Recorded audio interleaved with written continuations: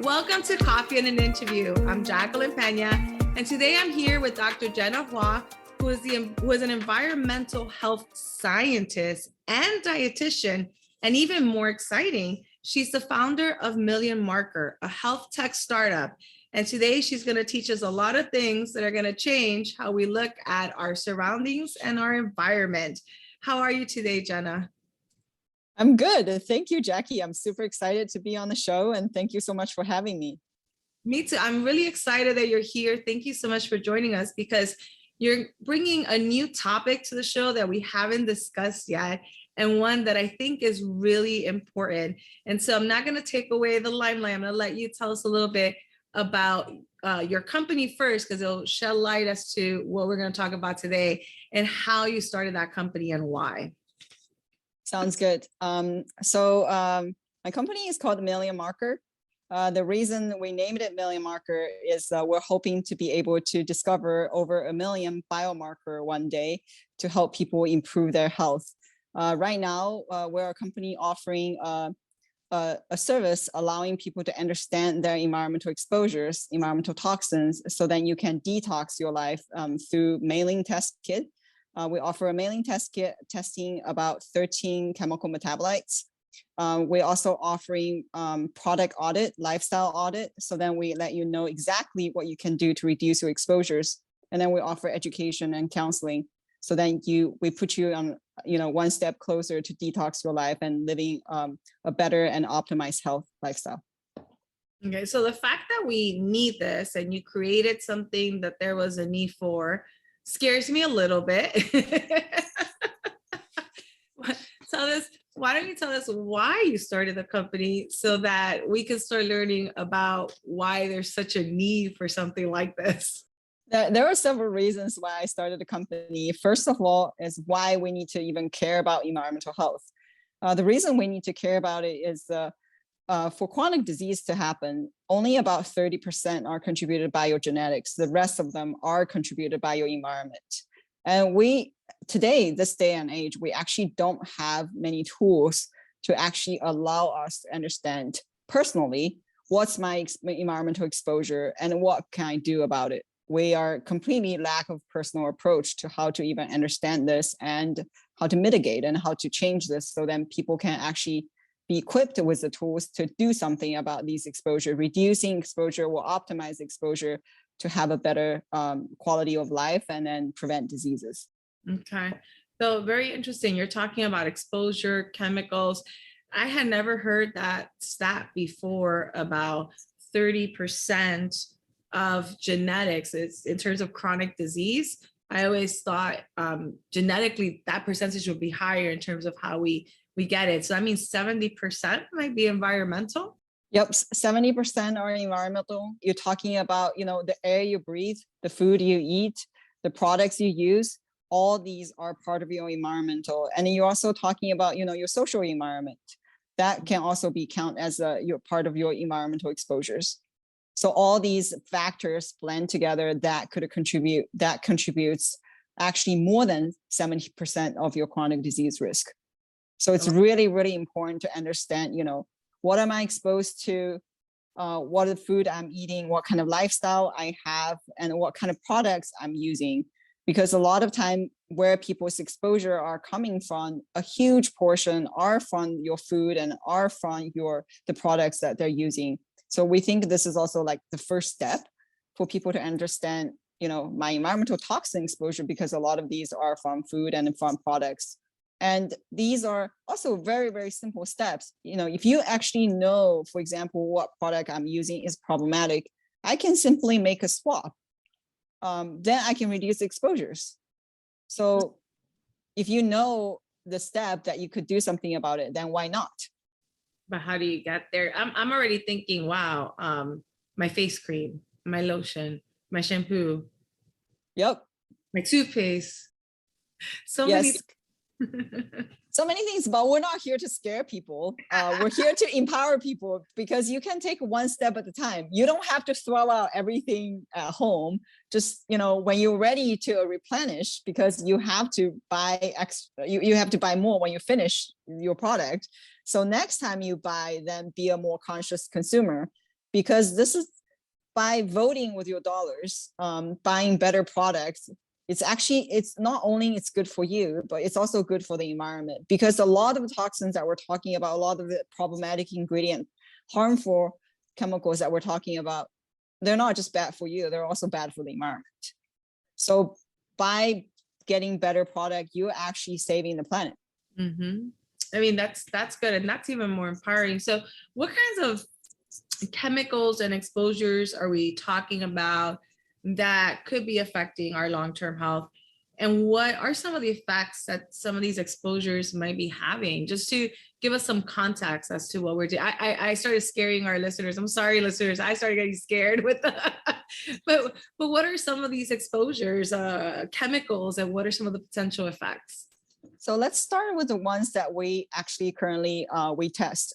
So this is we test about 13 chemical metabolites, and these chemicals are called hormone disrupting chemicals or endocrine disrupting chemicals. So endocrine hormone. So if people don't understand what hormone, or your endocrine system pretty much like encompasses all your hormones.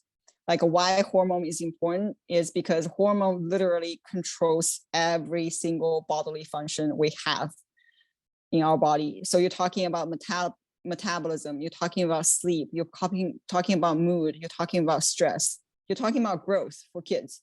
So your hormone literally controls everything. And how your hormone works in your body is they're like working as a symphony. So, and then they work as lock and key. So you don't want to mess it up because it's really, really precise. And the other thing is like hormone acts in your body at such tiny amount. Like you only need like one drop in a like 25 size Olympic swimming pool in order for this hormone to work or having any impact. So you never want to mess it up because it works in such tiny amount. It does like so many things. What happens is when these hormone disrupting chemical comes into your body, it messes with your hormones, so then your lock and key wouldn't match, and then your symphony will be out of tune. That's why they cause issues in our body. That's why we want to care, like why we want to reduce like exposure to these chemicals, because they literally have no business being in our bodies. They only do harm, they don't do any good. That's why we need to care. And the common hormone disrupting chemicals, people might have heard about BPA. You can see bottles labeled that BPA free, cans labeled BPA free. BPA is a chemical that's used in can coating, or they have been used in like plastic bottles. It's also a chemical that makes plastic shatterproof, makes it really hard and then shatterproof. BPA has been banned since 2012 because of consumer demand. Mothers demand their kids' baby bottle to be banned of BPA. That's how it's got changed. The issue though is that once BPA is banned, manufacturers started using BPA replacement chemicals. They use BPS and BPF. These are the common ones that we also test. These chemicals are not regulated. So then, when manufacturers say BPA free, it doesn't mean it's BPS or BPF free, and they do exactly the same harm. And the manufacturers can actually change a molecule, like change the chemical structure of the BPA molecule. They can literally change from BPA all the way to BPZ. You wouldn't even know. Oh so God. That's why like we need more people to become more aware. So BPA is one, it's a very well studied hormone disrupting chemical. Another one is a big one, is called phthalates. People might have heard about phthalates. Think about those rubber duckies. That has been, some of the phthalates have been banned, but a lot of them are still in use today. Phthalates is a chemical makes plastic very flexible. So think about PVC, pipe, and all these things, they contain phthalates. Phthalates is also a hormone disrupting chemical that recently have been shown to actually decrease sperm quality and sperm counts, really impacting male and male babies. And then the last one is called paraben. So parabens used as preservative in cosmetics. People like now, a lot of clean beauty company have shown, if you look at product labels, sometimes they will say phthalate free, paraben free. So paraben is also another problematic one. The other thing with paraben is that many times sometimes parabens used in food, packaged food as preservative, but it's not labeled as paraben, it's labeled as something else. So people just don't know. So another recommendation we tell people is eat out less. That's really important. And then eat at least amount of packaged food as you can, because you just don't know like what's in there. So these three are like the big one. There might be another one called oxybenzone. It's something we also test. That's used in some blocks. And then this is also a chemical that has been banned in Hawaii because it kills coral reef. So whatever kills aquatic life, it can be good for humans. So these are the big ones that we test for. And in terms of health impact, if you think about what your hormone does, because these are hormone disrupting chemicals, they literally impact every single thing that has to do with hormone. So then you're talking about infertility. Fertility is a big topic because obviously you need your hormone in order for fertility, like for pregnancy to happen. So infertility is a big one. You're talking about metabolism. So obesity is another big one. And then you think about your male and female reproductive organs. So breast cancer is another big one that could also be impacted by these chemicals. So they literally impact everything. And the part that we really trying to educate young people, especially couples before they get pregnant, to start detoxing, to start understanding these exposures, it's because developmental timing really matters, meaning that the younger you get exposed, the potential more harmful, detrimental impact you could have.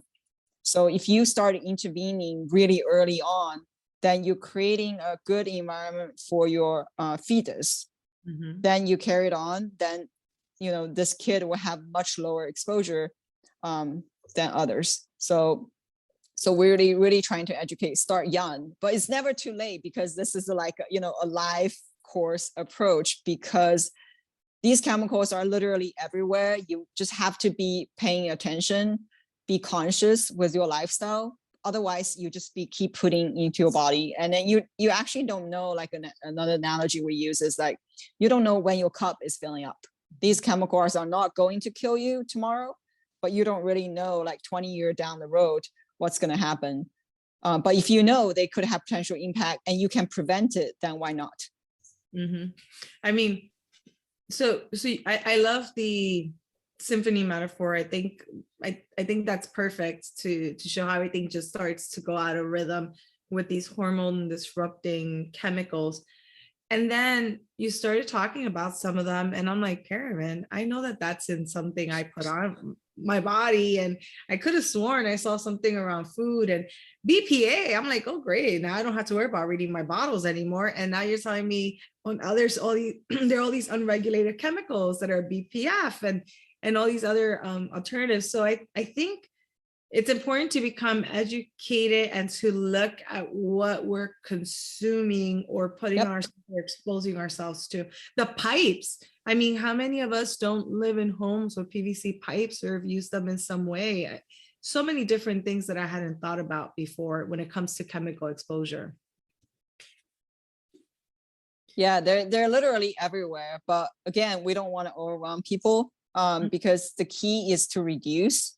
We can also think about the plastic problem, right? Like plastic is everywhere, and we sort of have this like a love and hate relationship with plastic. You can't never get rid of them, but we really want to reduce, because then by reducing, you're actually decreasing your exposure, and then it's also better for the environment. Mm-hmm. It's the same thing again with these chemicals, and BPA and phthalates are actually two major plasticizer chemicals. So some plastic can use up to 85% BPA or phthalates. Wow. So they're like really useful chemicals, but they're just bad for you. So we just need to stop Yes, using them, get rid of it. find an alternative, find an alternative. So, I love this idea of at some point your cup could get full, and that's when you'll have problems. And I'm wondering, let's say I discover that some of the things I'm using have paraben, for example, and I stop using it. Will the amount of exposure in my cup start going down? Is this something that is reversible in any way as I make Yes, lifestyle changes? absolutely. Absolutely. That's why we encourage people to make changes. So there are two categories of chemicals. These ones that we just talked about, BPA, phthalates, these are transient chemicals, meaning your body can actually get rid of them if you stop using them. So if you stop using them, your body won't process them, then you can actually get rid of whatever you have within like 24 to 48 hours. The issue is that people forget, and then you just keep putting on like again and again. Very small amount, but you put it on day in and day out. That's the problem. There's another category of chemicals they called more persistent chemicals. People might have heard about the Teflon chemical, right? PFAS that we just talked a little bit about. Those are persistent chemicals. So the reason they're persistent is because in terms of the chemistry, they don't break down. They stay in your body for a long time. So it's very, very hard to get rid of them. Once you get exposed, it probably take like 60 years, depending on the chemical, or even longer for it to disappear. Sometimes they don't even disappear. So you just have to live with them. Then, because you're already getting exposed to some of these persistent chemicals, then by all means, you should expose yourself less with others. This is another message that we're trying to get across, is because we're already being exposed to many, many chemicals that there's not much we can do. When you get exposed to these forever chemicals, literally, there's not much you can do. The only thing you can do is to reduce your future exposure. And that's talking about all kinds of chemicals, reducing your future exposure. Okay. And I don't think a lot of us realize that there's such a thing as a set of persistent chemicals or forever chemicals that once we expose, like Teflon, once we're exposed to that chemical, it's almost impossible to flush out of our body. So we need to worry about how many other types of chemicals we put into our body, because we can't get rid of one completely. Let's not add 20 more. Exactly. It's that. I mean, we're trying not to scare our listeners, but it's a little scary. But I guess the good thing is you can actually do some stuff about it, right? Stop exposing yourself to BPA, BPS, BPF, phthalates, and parabens, and then these things you can actually control. Stop exposing yourself, say pesticides, if you have an opportunity, trying to consume organic, so then you don't get yourself exposed to even more stuff. And I know that for some of these things, we're thinking price also, but sometimes it's easy to switch something up, just buy 2 glass containers instead of owning 10 of the 50-cent plastic containers for your food. Or sometimes you can grow some things yourself in the backyard, if you have one, or some herbs in your house. Sometimes there's a farmer's market where they don't use those pesticides. Sometimes you can get organic fruits and vegetables at a decent price. I know it gets a little pricey for those of us who are on a tight budget. So part of it is getting a little creative in looking at how to reduce our exposure to some of these chemicals. Absolutely. Absolutely. Glass container also lasts longer. Stainless steel is also very good. The other thing we also tell people is plastic saran wraps, and also, Ziploc bags. If you throw away, you use it so often, it's not reusable, then you also end up just wasting a lot of these things, and they do accumulate. So say if you invest in buying a glass container, you use it for a long time, or say if you buy a silicone bag, that can last for a long time. You're reducing your exposure, better for the environment, and you could actually potentially save some money too. Mm-hmm. For saran wrap, we also recommend to use beeswax wrap. And beeswax wrap you can actually use multiple times. Pretty easy to clean, and then you can use that. Another big tip that we also give to people is never ever microwave plastic. because by heating up the plastic, it actually help release a lot of these toxic chemicals. So never do that. And also, we also tell people don't drink from bottled water, bring your own bottle, bring your own cup, stop using plastic water bottles. Also, if you do have a plastic water bottle, I see many people like leave them in the car for, emergency use, but that car is like baking the sun. So please don't do that, because that will help the plastic water bottle to release these chemicals. Then you would have high exposure. Mm-hmm. These are some simple steps, but man, I'm guilty of microwaving in plastic containers. I used to be 20 years ago guilty of leaving a water bottle in the car, but I've learned. But there's so many things that if we just know, we can change that behavior and essentially expose ourselves to fewer chemicals. So exactly. Just simple steps. One other one, it's also very simple. Also, it's like people tend to overlook is a receipt paper. So gas station receipt, grocery store receipt. So receipt papers are coated with BPA or bisphenol chemicals. So don't touch receipt if you don't have to. And if you absolutely have to touch receipt, then, wash your hand right after. That one I had never heard of either. Yes, that one is people don't know, and your skin actually could absorb a lot of these chemicals. And then, yes, receipt papers are usually coated with BPA. So have your receipt email it to you. Don't touch it. Okay. And you save the planet a little bit by having less paper waste and having this electronic, and you're not touching the chemical laced receipt paper. Wow, I'm definitely learning a lot. So these are some great simple tips to help us reduce our exposure. Now, what if we think we've already had a high level of exposure to a lot of these chemicals, and we want to know how full our cups are? This is, we can't just go to the doctor and say, hey, test me for exposures. What can we do to see how full our cups are in terms of exposure? This is actually like where we come in. And then when you ask me like why I started the company, another reason was out of my personal need. I had a lot of fertility struggle myself, and exactly the same thing, because I studied these environmental exposures. I know they impact fertility. I know they impact pregnancy, and I've done a ton of testing with the doctors, but I just didn't get any satisfying answers. And then when I was looking for answers, could this be one of the reasons causing me having miscarriage, causing me having so many fertility struggles? I went to the doctor. They were like, there's no such test available. But we literally have 30, 40 decades of studies showing these chemicals impact fertility. People with higher exposures, they would have higher chance of getting miscarriage. They would have a higher chance of lower chance of IVF success, lower sperm quality, lower egg quality, you name it. So many issues, but we don't actually have a test available, but I know it exists. So that's also part of the reason, out of personal need, I started the company. So now we actually provide a service that people can simply send us their urine sample. We get you tested. And so we understand exactly what your exposure levels are. We ask you to fill out exposure survey to understand what products you're using, what's your lifestyle. So then we can actually pinpoint like where your exposures are coming from and what you can do to reduce these exposures. And not everyone is trained as a chemist. This is also where we provide the product audit.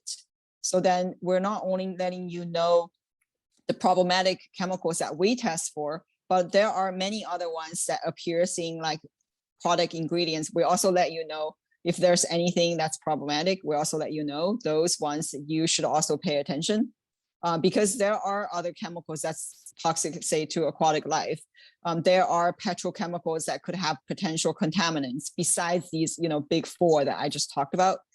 You should also pay attention on those, and which is the service that we provide. So then you don't have to worry about it. We can do the work for you. Then you can simply make your switch. Very, very interesting process, because I know I'm the kind of person who's like, oh my goodness, what's my exposure now? I've been living and doing these things for so long, and it's important to know whether or not there's a way to see how much exposure we've had and where we're at, because that's where preventative medicine comes in. What if I know that I have high exposure to all these chemicals? Can I do something about it now? Or what kind of diseases do these types of exposures cause? And can I do something to prevent those diseases now, so that in 20, 30 years, I don't have this illness? Exactly. So I think, like, here's like where prevention comes into play. Like our whole medical system is based on treatment, but you don't want to just get treated when you're sick. You actually want to prevent, so you can actually live a better quality of life, and then it's also less burden on the budget, on the money, and also for your family. So everybody's good. And then I guess I couldn't stress enough that by making yourself healthier, you're actually saving the planet. Yeah. Because a lot of these chemicals that we're talking about are petrochemicals. They're from plastics, and then they're from petroleum, and they're not good for the environment. So you're actually creating a much better sustainable environment by voting with your dollars, by practicing having these sustainable practice for the next generation. So that's good advice. And this idea of preventative medicine versus treatment, and this idea of we can be empowered, we can empower ourselves with information, with tools, with resources. And this interview has been extremely informative and in helping at least empower me as I'm speaking to you now. I'm hoping our listeners can see different things they can do to minimize exposures to some of these chemicals and live a better, longer life, a healthier life. Yeah, absolutely. I guess I can two other tips I forgot to mention. I think this would be like a super useful. So I mentioned about BPA. BPA also in a lot of canned drinks. So don't think that, when cans are labeled BPA free, you can just don't drink regular water, just drink a canned drink, carbonated water all the time. BPA free, again, doesn't mean BPA completely BPA free. It could also have trace amount of BPA. So if you drink a lot of them, it's gonna add up. So that's one. The second was on phthalates. Because phthalates are in a lot of personal care products, it's usually used in perfume and also fragrance. So it's actually a chemical making fragrance stick onto your body for much longer time. So when you shop for personal care product like shampoo or like a lotion, make sure you look at the product ingredients. Whenever it's mentioned a fragrance, perfume, or now manufacturer, people started looking at fragrance or perfume, they changed the wording, they changed it to aroma. So whenever you see perfume, fragrance, or aroma, please ditch that product, because most of the time, most likely it will have phthalates in that product. So ditch that. And also in terms of scent, sometimes it will say unscented, but unscented is actually a scent. So ditch unscented, go with fragrance free. Wait, oh, really? Yes. Unscented is actually a scent. So it has fragrance in it. So make sure, go with fragrance free. That's another tip. The last tip when it comes to paraben is that paraben a lot of times is not regulated when it comes to over-the-counter ornament. We have seen a lot of user did our test. We found out, where the exposures are coming from. Many times it's from these over-the-counter ornament. So a lot of people use 1% hydrocortisone for itch or for allergy. Across the board, we have not been able to find a hydrocortisone cream or some of the over-the-counter cream free of paraben. So if you absolutely have to use it, but be, moderate. So if you don't have to use it, don't just put it on for no reason, because you're exposing yourself to extra chemicals. And then the last tip, because we mentioned about, forever chemicals, I would highly encourage people to look at their water quality at home. So, your water district usually will test your water annually. So, check to see whether your water actually being exposed to, either heavy metal or PFAS. It's this, the forever chemical. if you can, choose a water filter, because water filter will help you, filter out a lot of these chemicals. And usually the reverse osmosis water filter works the best. So that's another tip. Check your water quality, and if you can, get a reverse osmosis water filter. So then we make sure our water source is also clean. Yeah, and then avoid plastic as much as possible. Don't touch receipts. Those are the major tips that to help you start your detox journey. Okay, well, I'm ready. I think it's important for I'm going to say this to our listeners, and I'm telling it to myself, that we can go on a detox journey and reduce the amount of exposure in that cup so that it doesn't get full. But we can take it one step at a time. I think I'm going to start by ensuring I reduce and then eliminate the plastic containers that I use for storing food, because I tend to want to microwave in them. And I do need to look at the water report. So for all of you listening, your counties, your cities, when they test the water, there is an annual water report, water quality report. Look at that. I usually kind of delete the email when it says that it's available. And I think one of the things I'm going to do after this interview is go in there and look at it, because I never looked for forever chemicals or for other chemicals that might be in the water. So I think metals and things like that, I need to look at that. So those are some simple steps to start with. And I think I'm going to start looking at the products that I use.